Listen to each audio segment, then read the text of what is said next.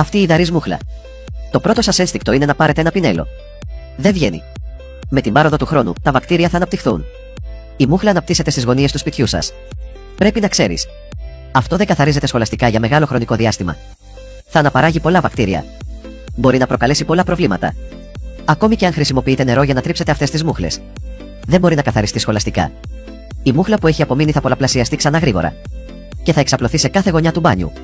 Για λεκέδες από ουρά όπως αυτός. Το πρώτο πράγμα που κάνετε είναι να πάρεις μια βούρτσα και να το τρίψεις. Αυτό δεν πρόκειται να λειτουργήσει. Τα υπολείμματα ουρών θα αναπαράγουν βακτήρια. Αν δεν πλύνετε την τουαλέτα για περισσότερο από 3 μήνες, η κυτρινοπή βρωμιά που συσσωρεύεται θα προσκοληθεί σε κάθε γωνιά της τουαλέτας. Ακόμα και στο παρέμβισμα του καθίσματος, στη χαρτοπετσέτα, στην οδοντόβουρτσα. Μπορείτε να σκουπίσετε μόνο με χαρτοπετσέτες. Καθαρίζει μόνο την επιφάνεια. Αλλά είναι ακόμα εκεί.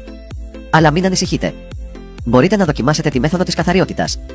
Ψεκάστε το απευθείας. Στη συνέχεια, πάρτε μια πετσέτα και σκουπίστε το. Βλέπετε. Είναι τόσο απλό. Απλά ψεκάστε και σκουπίστε. Ας το δοκιμάσουμε. Ουάου! Έτσι φαίνεται αμέσως μετά το πλύσιμο. Αυτό είναι πάρα πολύ. Πραγματικά με εκπλήσει. Αυτό το πράγμα. Λυπάμαι που δεν σας το πρότεινα νωρίτερα. Αγόρασα μερικά μπουκάλια κατά τη διάρκεια της εκδήλωσης. Αυτή είναι η 5η φορά που το ξαναγοράζω.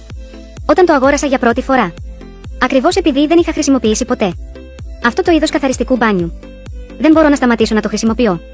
Είναι τόσο εύκολο και βολικό. Δεν χρειάζεται να καθαρίσω το μπάνιο για μισό μήνα. Πρόκειται για μια φόρμουλα φιλική προς το περιβάλλον.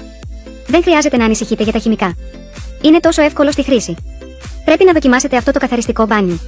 Είτε πρόκειται για λεκέδες από πλακάκια, είτε για σκουριά από ανοξίδωτο ατσάλι.